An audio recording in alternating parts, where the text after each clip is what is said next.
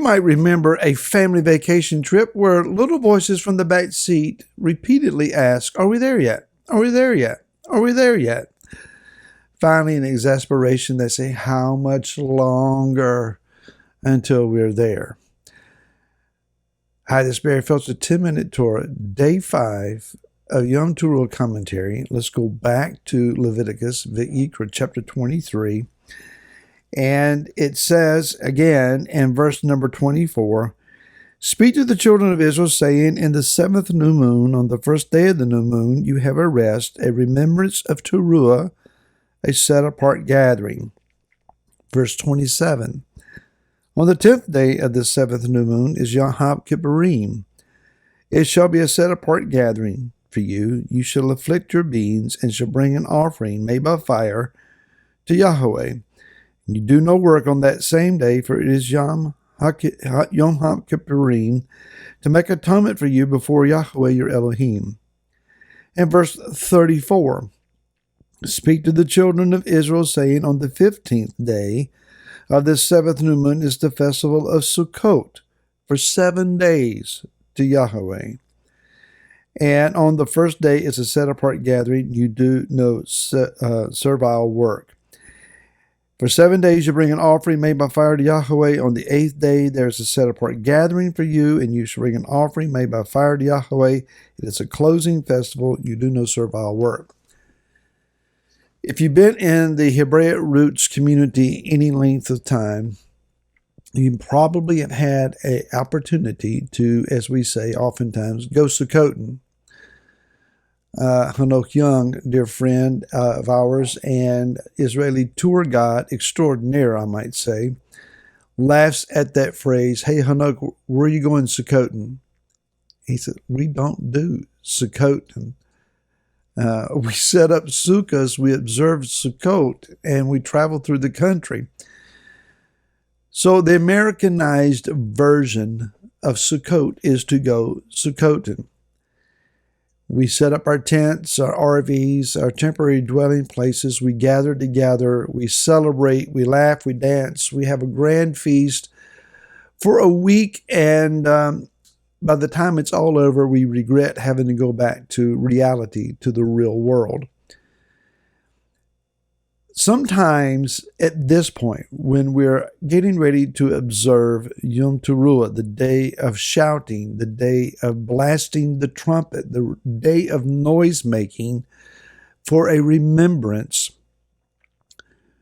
our minds are already at Sukkot. We are already planning. We're already, as my wife is, making a list of the things that we're going to need to purchase, the ideas of how we're going to observe, the schedules, the speaking, etc. It's all being planned out. We're already at Sukkot. Are we there yet? Are we there? How much longer until we're there? Well, between now and then, there are some very necessary and vital steps to take. Number one, primarily of all, is Yom Teruah, followed 10 days later by Yom HaKippurim, or Yom Kippur, the Day of Atonement. All of these are vital. You can't skip the first two and this run to the third, because it's the enjoyable festival of the ingathering where we party, we dance, we feast, we drink, we celebrate, we play games, we fellowship, we live in temporary dwellings, we remember our ancestors, we hear the reading of the Torah, we blow the shofar, we have all of these good things. We eat a lot of food. And around our campfires, we rejoice, we remember, we laugh, we tell good stories and jokes and remembrances, and we try to stay out of the rain because it always rains. Wonderful time. We love it. Look forward to it all year. We're not there yet. The party hasn't started yet, because there is revelation still to be realized in Yom Teruah. What is this? As we've been discussing this week, it is a time for several things. Number one, it's a time of shouting and the blasting of the trumpets, the shofars, and the gathering of the people to remember. Remember what? That Yeshua has brought us victory. Secondly, it is to understand the arrival of our King. Rav Shaul, the Apostle Paul, wrote in 1 Thessalonians 4 about this day of the trumpet and how that it would foster then and initiate the resurrection. Many have preached a rapture where we're caught up out of the earth and Yeshua comes, appears, and does a U-turn, and we all go to heaven while the Jews on earth get punished for rejecting him. That's not scriptural. You're not going to find that. I do not believe that Yeshua does a U-turn. I used to preach that. No longer. I believe that Yeshua is returning to the earth to establish his kingdom. We're called up to him. We're changed. In the moment of twinkling of an eye, as Rav Shaul, Apostle Paul, wrote in 1 Corinthians 15, we're the ones who change and do the U-turn. We return with him to the earth to see the establishment of his kingdom. 10 days later, Yom HaKippurim, the Day of Atonement, and all Israel is redeemed by her Redeemer. Well, then what happens between Yom Teruah and Yom Kippur? Let me give you a thought. Over in the book of Ezekiel, chapter number 20, it says in verse 34, "And I shall bring you out from the peoples and gather you out of the lands where you were scattered, with a mighty hand, with an outstretched arm, and with wrath poured out." These are the days, I believe, the end of the tribulation. "And I shall bring you into the wilderness of the peoples, and shall enter into judgment with you face to face there." Panim ha panim, nose to nose, right up against one another. "As I entered into judgment with your fathers in the wilderness of the land in Mitzrayim, or land of Mitzrayim, so I shall enter into judgment with you, declares the Master Yahweh. And I shall make you pass under the rod, and shall bring you into the bond of the covenant, and purge the rebels from among you, and those who transgress against me.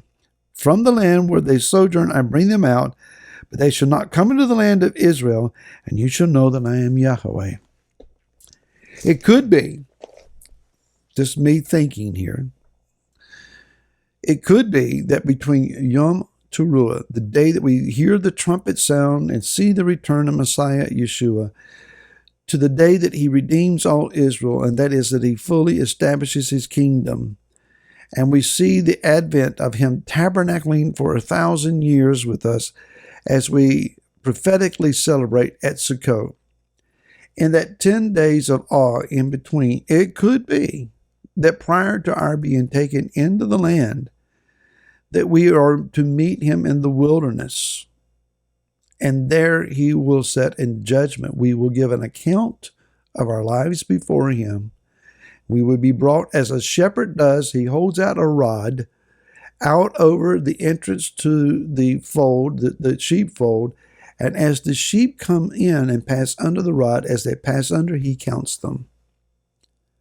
If there are animals that are not sheep that are trying to pass under the rod, they're singled out and removed. He says here, "I'm going to purge the rebels from among you." That's a dire word. Are we rebellious in our heart? Or are we following genuinely the steps of the shepherd? And so there is a period of time, it would seem, where we're going to be answerable for our walk before him. Many of us have just had the idea, well, we're going to be caught up, we're going to be changed, and poof, we're right back in the land. There's war, there's fighting, there's bloodshed, there's turmoil. As Yeshua brings his kingdom to the earth may very well reject it. Some things to think about. Hag Sameach to you. Shabbat Shalom to you as you gather, as you blow the trumpet, as you shout, as you rejoice. King Yeshua, may he dwell with you. And we'll see you again next week. Until then, shalom.